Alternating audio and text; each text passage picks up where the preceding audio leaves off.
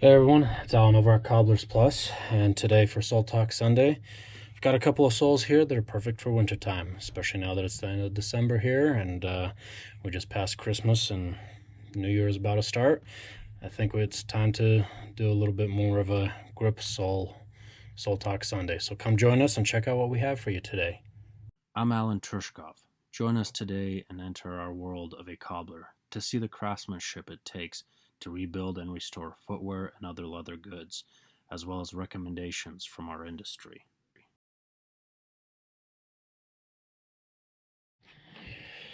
So thank you for joining us for our Soul Talk Sunday. And so for today, I've got a few variants for you. Of course, it's not too large of a selection of what it could be, basically, is what I'd like to say.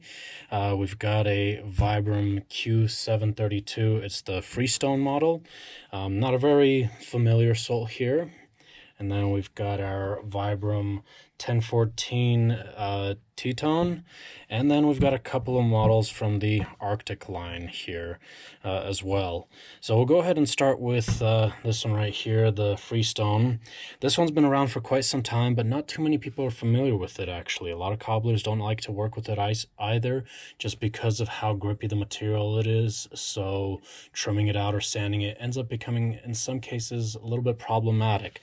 Now this sole is not very thick at all. It's measuring in at 5.8 millimeters, so it's a nice and thin one here that can go over top of a lot of existing soles as well. It can also be modified, so say if you want a full sole version over top of a leather sole, it can be modified where, we end up sanding out the tread from back here to put a heel base on or something, or even cutting it off too. So there's a lot of different options when it comes to flat soles, and this one's definitely one of those that would work out great.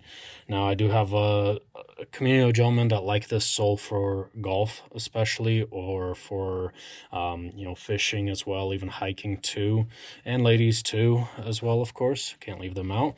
But the reason why I bring this one up for wintertime is because, again, this rubber is very grippy. It's not rated as a slip resistant sole in any form or way. There hasn't been necessarily testing done by a third party from what I understand. Unfortunately, this one I can't seem to even find it on Vibram's website either to get more details on that in particular. But the way it's designed is each one of these pegs has kind of like this 360-degree turn. Well, not turn, it has a 360-degree style of grip. So whichever direction you're sliding, it's going to grip equally well. And definitely a nice option for a sole for wintertime if you're around kind of slushy or mucky areas. It doesn't do too much for picking up any kind of mud or dirt, I've noticed, but you'll still have some residue left over on that. So again, that's one of those sole options because it's thin here. There is a limitation on your sizing. We have no problem with small ones, but if you have an extremely large size, say a 15 or a 16, some of those shoes it won't fit. As with a lot of soles out there, unfortunately, when you get into those sizes, there's a lot of limitations. This one is only available in size 13, so works perfectly fine if it's a small shoe, all the way up to pushing maybe some 15s, but not all. All right, and we've got that guy here. Next one is this one I really like, actually. It's a semi-flat one, I guess you can call it. This is, of course, the Vibram 1014 Teton. This one is designed a little bit more around a hiking model sole. So, of course, because it's semi-flat, I like to say and call, because it's so thin. Comparing it to a lot of other things, it doesn't have a hefty heel on it or anything like that. But the way it's designed is very interesting, I guess you can say. From first glance, it doesn't seem like much, but the way this entire sole is angled and particularly designed, you've got your reinforcement there on the toe for your heavy use and wear, as well as on the back end of the heel. Then the other thing is that you may not be able to notice it too well, but there are certain angles of where this sole is a little bit thinner. More so you may be able to notice on the heel area right there, possibly, but one side is thicker than the other slightly for a better motion and maneuverability of your walking motion. This is your typical walking pattern. Now if you have certain needs or a way that you walk that's a little bit unusual, you may have a little bit of issues with this one potentially, but it's designed for more of a traditional hiking style. Now the other thing is the way they have these new versions of lug pattern designed and everything else, this thing has some very awesome gripping in slush, mud, dirt, and everything. And because it's a wider channel all around here, there's a higher chance of all that being pushed out as you're walking. All that slush and mud will end up getting pushed out a little bit better, so you won't have as much stuck. Now again, lug pattern, regardless, if you're in mud, you're gonna end up tracking some of that mud inside. There's just no escaping that, unfortunately. But they have cut that down with such a wide channeling here on the sides. The other thing is I'd like to mention is you can probably see that this back heel ridge here actually sticks out a lot more. I mean, significantly more. If you have a shoe that has a little bit of a turn like this, shaped kind of like that right there with the curvature in the arch area, you're actually going to have this piece here sticking out so much that if you say are walking downhill, it will grab into the dirt, the mud, or if you're even in a city walking downhill, it'll kind of grab into everything a little bit better as well. For city purposes, it does well, but this one is a little more designed for your mountain areas. So if you end up going up to the mountains, say, snowshoeing, and you take off your snowshoes afterwards and you kind of walk around just a little bit, this would be awesome. Snowboarding or skiing, same story if you got a pair of boots. The problem though is it won't fit snowboard boots if you request for that. Even though I mentioned it, ski boots, they're designed a little bit differently. Majority of the time you wouldn't want to put this on regardless. But for ski boots, for anybody out there who's a snowboarder, unfortunately you're kind of out of luck. It's a little bit of a narrower design on there. Now there are a variety of sizes, of course, available for this one, but narrowish kind of when it comes to really hefty boots. If you got a typical dress boot or hiking boot, work great. Even tennis shoes and dress shoes too. Now if we were to do a modification and do it on a pair of, say, dress boots or shoes, it won't work out so well just because of the way this one's all designed everywhere. It's designed for something that's a little more of a flat sole base or has a little bit of curvature to it. If you have a pair that has a separate heel like this one, kind of where it's really thick and a much thinner sole, there may need to be some modifications with maybe like a crepe buildup with a midsole or something. But you got a few options with that one. Now we're going to move on and go ahead with our Arctic grip line. Oh, let me finish that out. So before I continue on, I'm going to finish out the thickness wise on this one is 9.5 millimeters on the forefoot and 11 millimeters at the heel on that. Now on the heel, let's go ahead and check that out. So the very top portion here is 14. Check this side, 13.8. And then at the back here, 7. You can see how it tapers off here, where here it's 11. Yeah, there it looks like they're measuring right about there. Yeah, so this particular heel is kind of all over the place. So if you try to take that in consideration, this lip right here is 14. Right about here is 11, is where most of your pressure is going to be. And then at the very back here, I already forgot what it was. And it's about 7.5 millimeters roughly.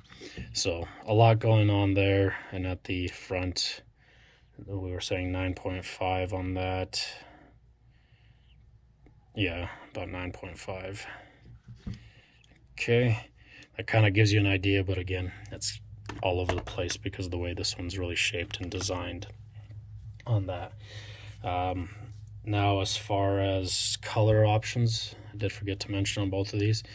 Currently, these ones are both only available in black. So if you're wanting a lighter color or brown or something else, unfortunately, black is the only color. Who knows? Maybe Vibram will let out a different one. But one of the key features with these soles is their durability aspect of it. So so having a stronger durability color options will definitely play a huge role if you end up messing around with colors and rubber materials. If you get a clear one completely, it will be probably the weakest sole out there on the market. Clear, unfortunately, has no durability, no strength. It doesn't have those particular mixtures of rubber and plastics and other things in there that you need, and those only come in colored form somehow. And and the other thing is, of course, as far as the materials go, both of these are rubber. This one here definitely has a more sticky rubber. This one not so sticky, but a very grippy sole. Now we'll go ahead and move on to the more popular sole lately, at least. That is the Arctic line. Now they have a lot of different versions out right now, some of them that we don't have access to because they're exclusive to Europe or Asia, or also exclusive to certain brands. These are kind of the more traditional ones here. I don't even have the actual names on them. I have the model numbers. That's the or actually I have the name for this one. This one's actually available. It just says it's the yellow 007G. And that one's got the heel on it there for more of a dressy style shoe, or a work boot as well. This one I could not find anywhere, but this is the S1219 model right there for you. And so this one here, it's got a separate heel, as you can tell. So if you have a stacked leather heel base or something else, or even a Western boot, definitely a great option on that one to be able to use. Or if you just want the heel too, the heel's available separately as well. Where this one's a little bit more of a solid one right there. Now with the Arctic line, the reason why these are considered the Arctic, it's not because of the tread pattern. It's not a really heavy tread pattern. It actually has a particular design where it has the most surface area that can possibly grip. The rubber is extremely grippy on its own. So if you walk inside of a building with a wet floor, it'll grip nicely on its own.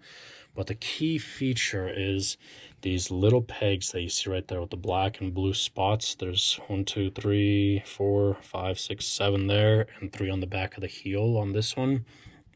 They're actually a mixture of a material that they press together, and it almost feels like sandpaper, in other words, but it's a lot more grippy, I guess you can say. I mean, if you put this on a cotton rag or something and you kind of run it through, it'll pick up a lot of that lint and everything. And that's where you have your Arctic grip from, is these in particular. So, you know, if you're living in an environment where there's a lot of ice and everything, that will definitely be an awesome sole for you. It's it might not be too dressy looking, say with this one here, possibly from the side. In some cases a little more casual. This one you may be able to pull off with a casual or dress shoe, and in some cases even a Western boot too. Work boots as well, but you won't have as much grip when it comes to mud, slush, or dirt. You'll probably get some at least grip with this one with the mud and slush, but not too much. So this one is a little more winter ready, basically. Now, again, like I said, there's a lot of other variants out there that even locally we can't get a hold of quite yet. At least my local distributors don't have any. But, you know, check with your local cobbler. There might be some other ones available. There's another one that's a full sole version. It's called the Shirling 008 AG version. So, you know, definitely check around if that's what you might be after.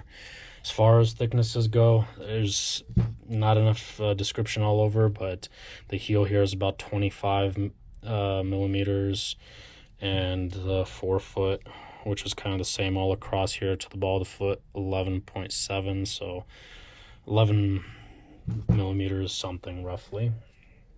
And this one here on the heel, 6.8, which is kind of your typical 12 iron heel, which you see a lot of times.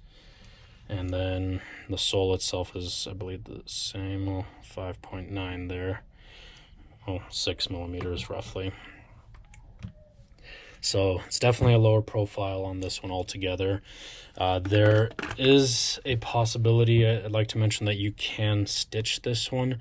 The only problem that we have noticed as cobblers is when you stitch this sole, because it's formulated to be very grippy, it actually is not very durable when it comes to heavy tension. So when you get the stitch to go through, the machine tightens it a lot, and it kind of almost cuts off a chunk of it. In other words, it stretches that material just way too much. This material's got some fair stretch to it. Probably can't see it in this, but it is stretching out just from me pulling like that.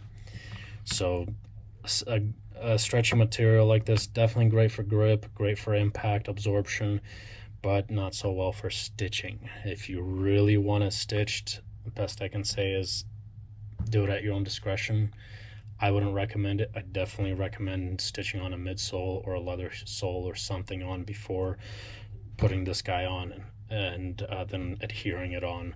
This one here, regardless, same story. It's gonna be adhered on. You don't want to even bother trying to stitch through that, or any of these other ones, as a matter of fact, either. Now, for any other forms of material that you're trying to wonder what these might be, it's hard to say. It really just says that it is rubber on all three of these, but the different compositions of rubbers are formulated for different aspects. As far as grip material, let's go ahead and rate them now. Basically, the most grippy one in a city-based environment or icy area is definitely going to be this one right here, even on wet floors too, just because the rubber is very grippy alone. And then you've got the little pads here of that ice grip feature, in other words, which will grip literally standing on ice. You'll have great grip on that. So it's going to be great for that. Maybe in some areas where you go up in the mountains, possibly too. Not so much when you get into the mud and slush either direction. This one may be more so for sure than this one. But if you made a grip so thick where these pegs were functional, these pieces would actually just fall out because they are adhered into the sole. They're kind of fused into it, in other words. But if you make that grip stick out too much, the rubber stretches, bends, and flexes, where these things not so much. I mean, they'll bend and flex a little bit, but not as much as the rubber would. So grip wise, city wear, your regular everyday type of thing, just going out, maybe a walk around the park, but work, construction, if you're in a muddy environment, or outdoor use, a little iffy on that side, I would say. Maybe if you're going ice fishing or something like that, definitely a great one. Or if you're a judge or a coach or something that goes out on the ice and you're just walking around training everybody, that might be a great one for you too. You can literally walk around on the ice without having to deal with ice skates or anything like that. So definitely an awesome pick for that. Then as far as grip goes with material, of course, I'd have to pick this one here, just because it is a bit of a stickier rubber. Very good traction for your basic city wear as well. A little bit in the outdoor area like golf and everything like that. I would say kind of a middle ground between these. Let's switch spots. So it's kind of like a middle ground between these two here as far as traction goes, as well as the rubber material being grippy and on wet floors or anything like that. Works great for golf. I've had a few guys say too, they've had me put them on Birkenstocks. Actually had a few guys that wear Birkenstocks golfing. It was interesting. So we used that and they said it works perfect for that. That's more summertime thing, but hey, if you think that your golf shoes work great in the wintertime, this might be a great sole for you too. And then when summer and spring roll around, you might be able to golf in them if you don't wear out that sole too much. Now, as far as your grip goes everywhere, as for outdoor use, definitely going to be this guy here. It's gonna grasp a little bit better in the mud, slush, the snow as well, all that kind of stuff. So if you need it for construction work purposes, definitely a great option. Hiking, especially after skiing and snowboarding, if you have a pair of shoes or boots that you're going to throw on after, definitely a great one here. When it comes to outdoor use in the city or even indoor, it's not a very grippy sole when it comes to hardwood floor or tile or anything that may be wet. I mean, of course, it's going to grip nicely on carpet, but just about anything in the rubber family is going to grip very easily on carpet. With the heavier traction, it may even grip a little bit too much in some cases.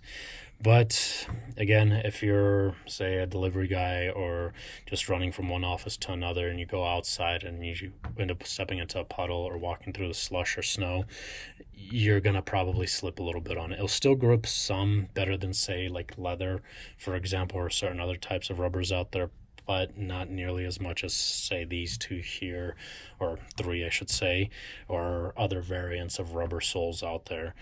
It's more constructed around gripping in that muddy slush, dirt, outdoor environment, in other words. But anyways, again, if you're going to want to go with middle ground, you got this one here. You've got this one for a completely different side of things, or that one. But as far as durability goes, definitely the opposite way is it's going to go as the grip factor. You've got this one has the most durability here, I would say, just because, again, it's a harder rubber. It's not quite stretchy or anything like that. It's designed for that heavy wear and heavy use, especially with all the curves and features of the way it's designed with the angles. It's going to wear probably the longest, I would say, with your traction being intact for as long as possible. Now, of course, if you're comparing it side by side with this one, the heel's going to last and the sole's going to last longer on this one just because it's thick. But if you're going to go pound for pound, this one's definitely going to be your more durable one right here, I would say, just because of the composition. And then this one, again, is going to be kind of your middle ground. It's not quite a stretchy sole or anything like that.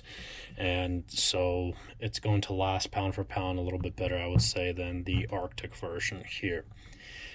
Not quite as much as certain other types of rubbers out there from Vibram or other soles as well, but still very much well-lasting compared to some cheap knockoffs and other sole variants out there too. You got to consider also that it is a thin sole, so if you have an odd walking pattern, I don't mean odd walking where you're going to wear out your heel first. That's very normal, but you're still going to. You may want to consider that fact that you may wear out the heel faster and might need it replaced just at the heel area or something. At that point, maybe you might want to add this one and test it out for just the heel section. And of course, this one's going to have your weakest wear. Again, when I say that it's stretchy, stretchier rubbers tend to be more shock absorbent, which is nice, and a lot more grippy, but unfortunately they're not very durable when it comes to regular wear and just walking around. It tends to wear out a little bit quicker because it's much softer. Same rules apply when you end up stitching this one around here, which I've seen a few cobblers do, and they're wondering why it's coming undone. Stretchy rubber is not technically supposed to be stitched. There is that possibility if you end up catching that toe and your stitch is only down here, you catch that toe just right, it's going to come unglued or something, and it ends up ripping right where the stitch is, basically, because it's kind of a weak point. So if you end up going with this sole, take into consideration the fact that might be a better way to go with having this just adhered on.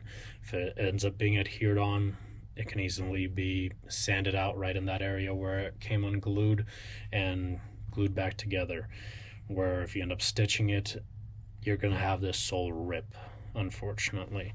So durability wise, that it kind of goes grip wise, it goes this direction. In other words, for of course different uses, city use to outdoor use. Durability wise, most durable, least durable type of direction. So kind of back and forth. And like I always say, you can't have everything in one sole. You're going to lose some either direction that you go. But anyways, hopefully you enjoyed the video. Hopefully it was very informative to help you pick out maybe something for wintertime. There are, of course, a lot of other great options from Vibram too that will grip in different aspects, and we'll probably be getting to those soles here soon. So definitely don't forget to subscribe and hit that notification bell icon if you want to check those out. But these ones are probably, I would say, my top picks for the winter time, depending, of course, where it is you're going, around what environments. We of course have the day night or the Vibram Eton Sole, which I already did videos on. Those are great options. The Vibram Mini Lug 430 or the Vibram V Bar as well, which are more used on western boots. Also did a video on those. That this kind of gives you your kind of option, which direction you want to go with the grip aspect. Do you want it more for outdoor purposes? Do you want it for occasions? Do you want it for city use? There's a lot of things you need to consider. Unfortunately, you're going to get a sole. It'll do a little bit of everything possibly, but it's going to be stronger in certain categories of wear. So I'd leave it up to your decision, because we do get people that come in and they're more of a city person. They don't really get out much as far as up to the mountains, or even out in their backyard. They may have somebody that shovels snow for them, possibly in their front yard, so they don't need this sole here at all. So they'd probably stick to this guy here. Or maybe they're a little bit of an outdoorsy person and they still want a good grip. Maybe they'll go with that. Or maybe they're hardcore ski or snowboard bum, or bummette, I guess is what they're called, and they'll go for that Vibram there, the Teton. So you've got options. You've got other soles if you want to check out those other videos with the day night versus Vibram Eton, the Vibram 430 mini lug, and the V bar from Vibram as well as Goodyear.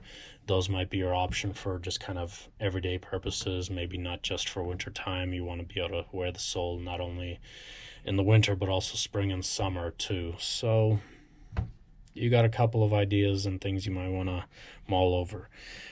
But that's to cover these ones here, which are a little more, at least these two, a little more popular when it comes to a winterized type of wear here in Colorado for us. This one again is not very popular as far as being known. Not a lot of shops even bother working with it because it's a little bit of a stretchier sole, kind of like this one here. Well, either one of these, but because of how thin it is, it's a little bit harder to sand out and trim and everything to get it sitting flush. So check with your local cobbler first if they have one of these options in stock that you want to go with, and if they can get it in if you really want one of these. Otherwise, if you have any questions or comments, feel free to ask them. Leave them in the comment section below. Stop by if you're local, or give us a call. Go to our website, CobblersPlusCO. You can always send us a message that way. If you're trying to figure out if these soles will fit your shoes or boots that you may have, you could always send us a picture or bring them in for us to take a look at them in person, and we'll try to help as best we can explaining why it's not a good idea to fit it with that boot or shoe, or maybe why it's going to work out in such a way like this one here if we end up needing to cut it. But you've got a wide choice of options depending on the build of the boot also to kind of go back and forth with. But again, hope you enjoyed the video. Hope it was very informative. And again, any other topics or things you want me to cover a little bit more for our Soul Talk Sunday, leave them in the comments section below, and we'll just see you next time then.